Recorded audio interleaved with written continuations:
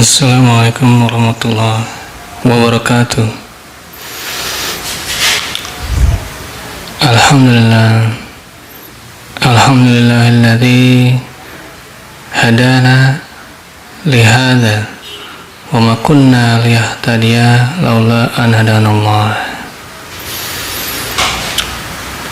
Asyhadu an la ilaha illallah wahdahu la syarika lah wa asyhadu anna Muhammadan abduhu rasuluh. Allahumma shalli ala Muhammad wa ala ali Muhammad.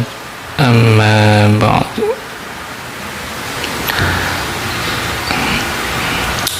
Halo sobat Bumi 5 semuanya. Kembali berjumpa dengan saya Jamie Kun. Kali ini dengan konten yang bernama rubrik atau ruang untuk berpikir. Rubrik ini agak beda dengan konten ngobras. Bedanya itu kalau ngobras biasanya membahas hal-hal yang sedang terjadi atau pernah terjadi gitu ya, atau lagi update atau lagi aktual gitu. Tapi kalau rubrik ini membahas tema-tema yang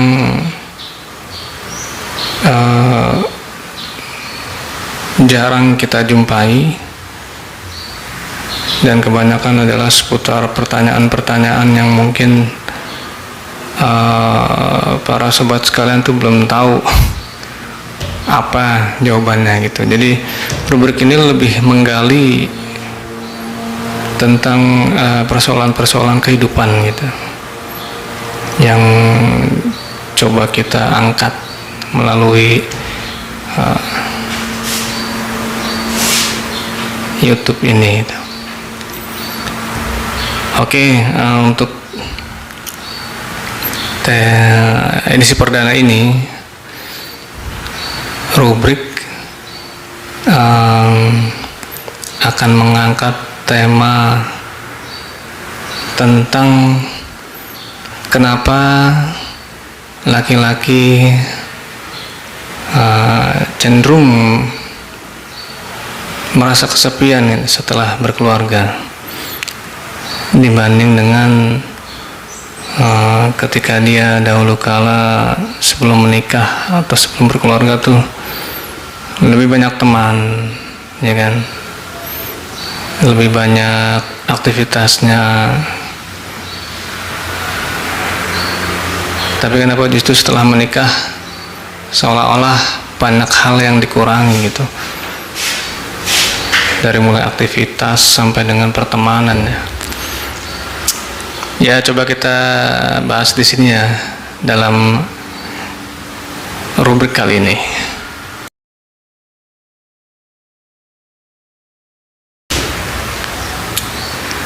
Oke sobat Bumi 5, perlu kita ketahui bahwa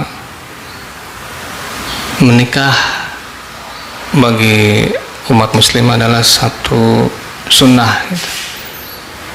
Sunnah itu artinya satu perbuatan yang disandarkan kepada Nabi Muhammad ya, Sallallahu Alaihi Wasallam, untuk ditiru atau dicontoh kepada umatnya itu. Jadi menikah itu adalah suatu perbuatan yang memang dilakukan oleh Rasulullah, dan beliau juga sampai mengatakan bahwa barang siapa yang tidak mengikuti sunnahku maka ia bukan umatku. Itu satu hal yang bisa dibilang ancamannya gitu, bahwa menikah itu adalah sesuatu yang menjadi ciri khas daripada orang muslim ketika sudah dewasa atau sudah balik dan mampu dalam hal menghidupi diri sendiri ataupun menghidupi orang lain gitu. Nah, dalam kehidupan kita sehari-hari, terutama pada saat kita sebelum menikah itu memang agak berbeda, ya pasti berbeda lah ya gitu, dengan kita yang sudah menikah. Kehidupan kita sebelum menikah itu tidak banyak beban tanggung jawab yang dipikul atau beban nafkah ya untuk keluarga gitu, istri ataupun anak-anak gitu ya. Oleh karena itu karena belum ada beban dalam rumah tangga ini, yang bisa dibilang kehidupan memang terasa lebih bebas gitu, terasa lebih tidak terikat, mau ke sini mau ke situ ayo gitu, umpamanya seperti itu. Kalaupun seseorang sudah bisa mencari uang sendiri, menghidupi diri sendiri, ya tentu tidak membuat orang ini lalu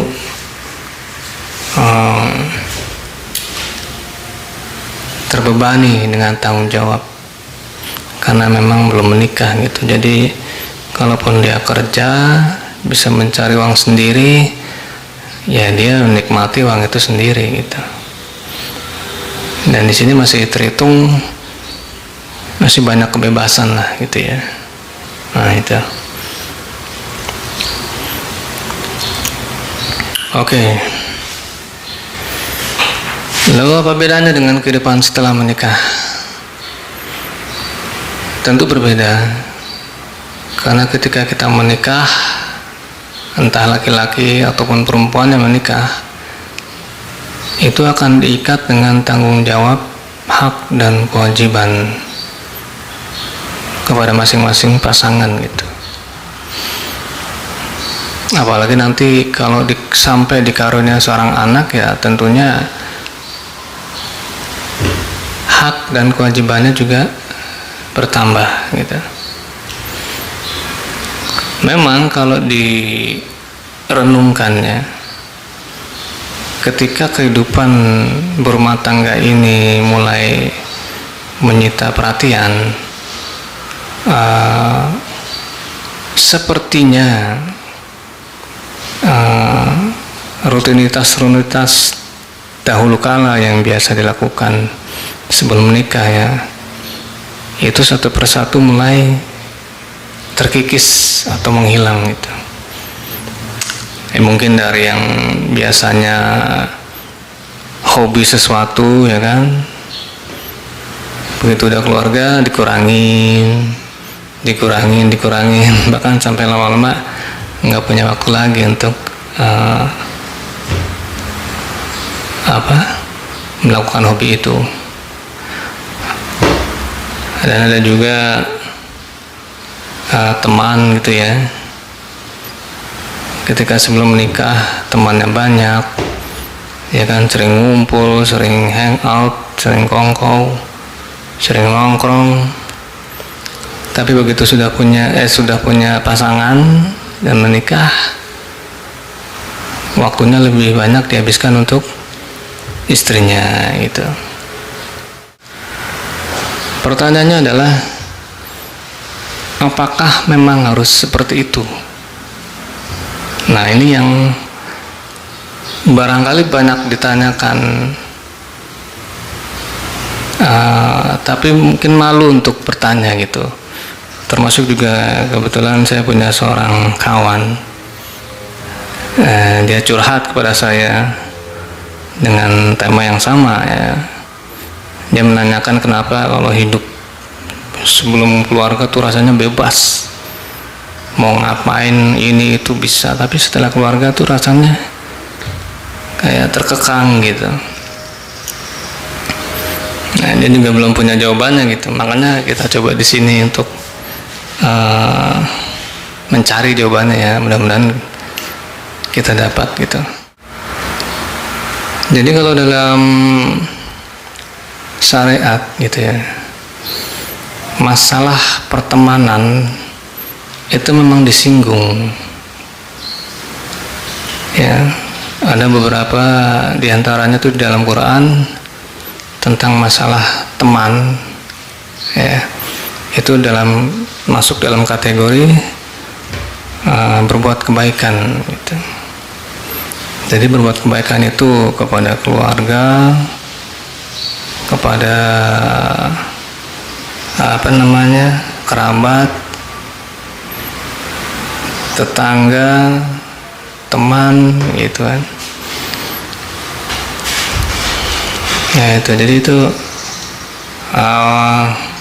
termasuk di dalam kategori berbuat baik kepada teman gitu. Dan itu ada ayatnya di dalam Quran itu. Nah, itu menandakan apa? Bahwa di dalam agama kita itu pertemanan itu ternyata dapat satu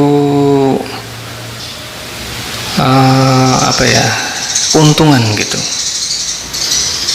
dengan mempunyai teman. Bahwa Islam itu tidak serta-merta melupakan yang namanya pertemanan. Dan pertemanan itu bisa disejajarkan dengan keluarga dalam keutamaannya gitu. Karena bisa kita pahami ya, dalam sebuah hadis itu memang digambarkan bahwa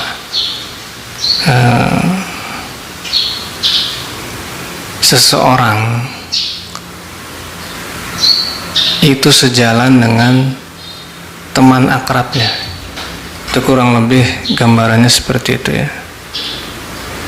Jadi kalau ada interaksi satu orang kepada orang lain ya berupa pertemanan, itu secara umum diikat oleh satu macam atau beberapa macam hal yang klop atau equal gitu.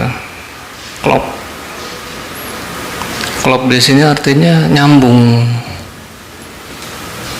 Ya mungkin ada yang berteman karena kesamaan hobi, ada yang berteman karena kesamaan dalam hal ghirah beragama. Ghirah itu artinya semangat untuk menjalankan agama gitu. Mungkin ada pertemanan yang didasari atas kepentingan dan lain sebagainya gitu. Jadi pertemanan itu diikat oleh hal yang sama. Nah gitu. Sebenarnya waktu dulu sebelum kita berkeluarga juga kita berteman, ya bisa dibilang juga milah-milih ya. Artinya siapa yang nyambung dengan kita, ya kita temenan sama dia.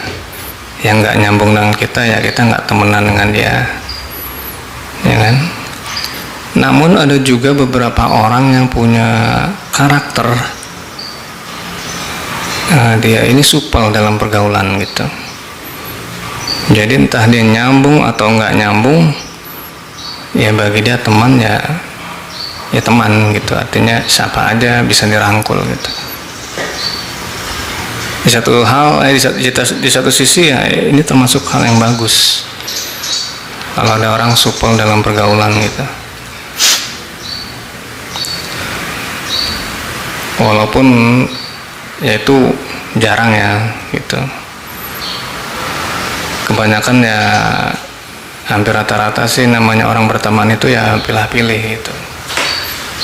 Ya seperti tadi yang digambarkan dalam hadis bahwa seseorang itu memang tergantung dari teman akrabnya. Artinya hubungan dua orang ini memang dasarnya atas satu hal yang sama, satu interest yang sama. Apa itu? Ya bisa hobi, bisa rutinitas, ataupun hal yang lainnya gitu. Nah itu. Nah, atas dasar bahwa pertemanan itu memang diatur atau disebutkan di dalam ajaran agama kita ya, seharusnya nih ya, tidak perlu untuk memutus pertemanan ketika sudah berkeluarga gitu. Memang di sini kita nggak bisa memungkiri ya bahwa setelah berkeluarga itu laki-laki memang lebih banyak waktunya habis untuk cari uang, dari pagi sampai sore ya, dari matahari belum kelihatan berangkat sampai matahari udah nggak kelihatan lagi pulangnya gitu.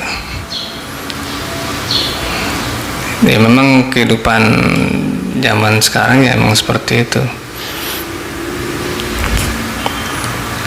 Apakah itu menjadi alasan bagi laki-laki untuk tidak mempunyai teman?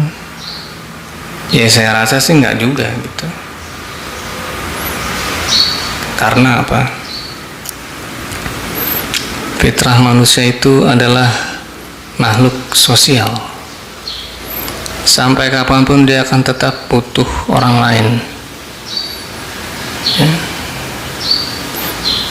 Manusia itu kan ada yang sifat hubungannya itu adalah hablum minallah, ada juga kan hablum minan nas gitu.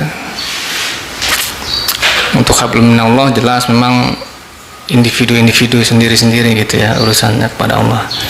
Tapi dalam konteks hablum minan nas, nah ini kita nggak bisa hidup secara individual. Kita nggak bisa hidup secara individualis. Kita nggak bisa hidup secara eksklusif. Eksklusif itu artinya hanya di kelompoknya aja gitu. Kita juga nggak bisa hidup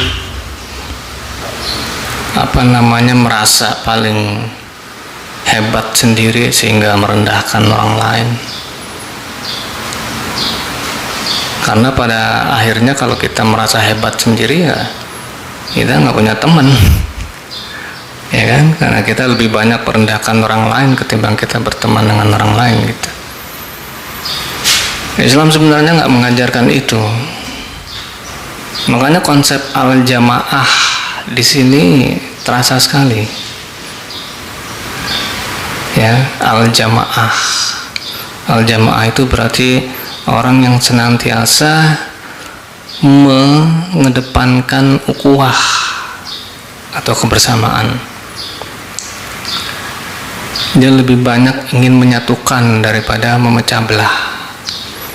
Lebih banyak ingin merangkul daripada memisah-misahkan.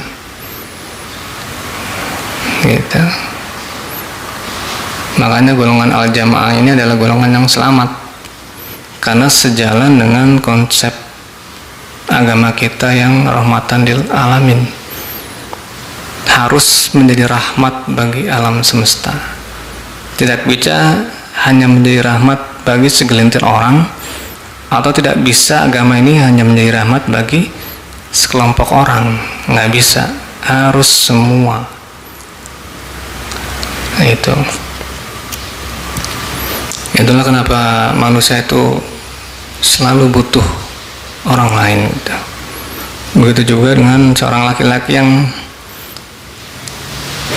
butuh temannya gitu, untuk berbagi, untuk sekedar ngopi-ngopi gitu. Nggak bisa karena alasan keluarga, waktunya tuh lebih banyak habis untuk keluarganya, dan dia melupakan fitrahnya dia sebagai makhluk sosial. Kalau misalkan setiap orang berpikiran bahwa setelah berkeluarga ini hidup akan masing-masing, ya tentunya Islam akan mudah dikotak-kotakan umatnya, ya kan? Kalau orang merasa kalau keluarga itu udah individualis, lu gua, ya tunggu aja kehancurannya. Karena memang musuh-musuh Islam ini senang kalau Islam ini terpecah belah umatnya gitu. Memang mereka menginginkan seperti itu daripada umat Islam yang bersatu. Nah, itulah. Dan pertanyaan yang kedua, kenapa perempuan, ini kita kasih perbandingannya ya, kenapa perempuan malah lebih banyak punya teman dibandingkan laki-laki? Nah, ini satu pertanyaan yang juga mungkin bagi sebagian orang belum menemukan jawabnya. Kenapa perempuan lebih mudah berteman dan bergaul walaupun dia telah menikah? Ya misalkan perempuan-perempuan yang udah nikah bikin arisan RT, ya kan, arisan RW, ya kan? Ngumpul-ngumpul, makan-makan, ngeriung istilahnya gitu. Kenapa justru lebih mudah dibandingkan laki-laki gitu? Kenapa itu, sobat kalian? Apa yang menjadi alasan perempuan itu lebih mudah untuk menyatu dibanding laki-laki? Jawabannya sederhana. Karena hampir rata-rata ibu-ibu rumah tangga ini lebih banyak punya aktivitas daripada suaminya gitu. Karena mereka juga merasakan satu kejenuhan gitu, pengen punya kegiatan, dan yang paling mudah memang kumpul-kumpul sesama mama, sesama mereka gitu,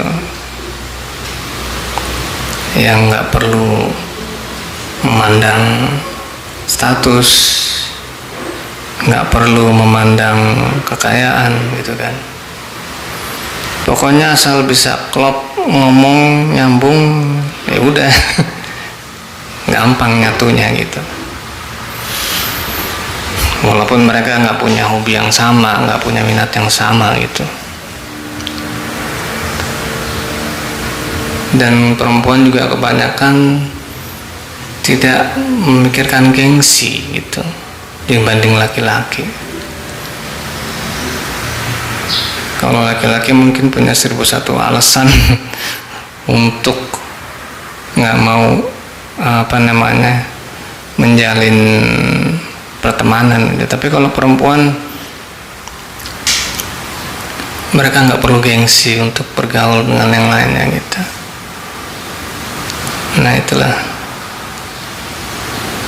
Dan memang faktanya ya menyatakan demikian gitu. Contohnya ya,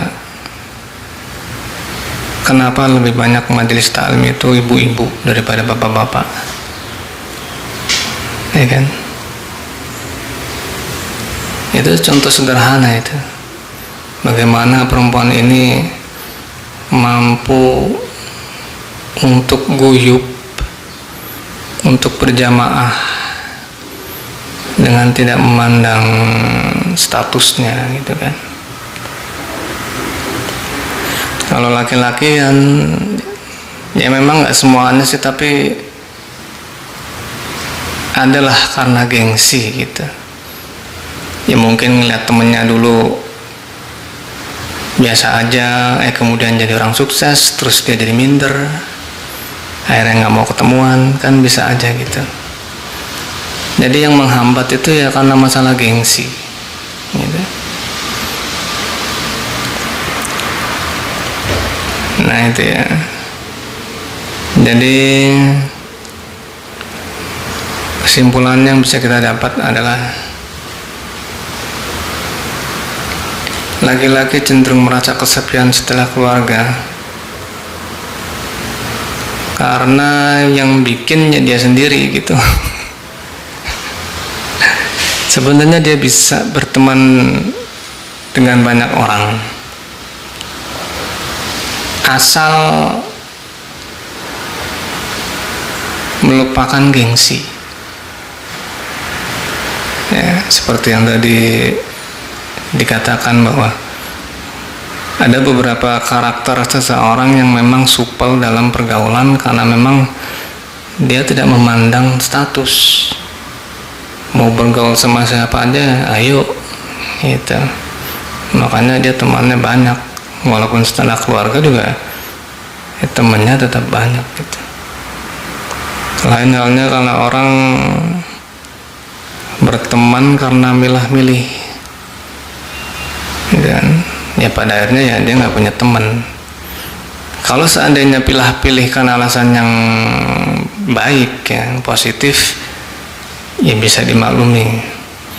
Tapi karena pilih karena ngerasa gengsi, ya pada akhirnya dia nggak punya teman gitu, dan pada akhirnya dia kesepian gitu. Nah itulah jawabannya. Kalau memang laki-laki setelah nikah itu nggak ngerasa kesepian, ya perluas pergaulan. Yang kedua, nggak usah bawa-bawa gengsi, ya kan? Rasulullah sendiri kan mengatakan di dalam hadisnya, sesungguhnya Allah itu tidak memandang rupamu, warna kulitmu, ya kan? Tapi Allah itu memandang hatimu itu. Jadi apapun yang tampak secara zahir dari kita ini bagi Allah itu sama aja semua. Mau yang cakep, mau yang jelek, mau yang kaya, mau yang miskin, Allah tidak melihat itu. Allah hanya melihat hatimu. Gitu.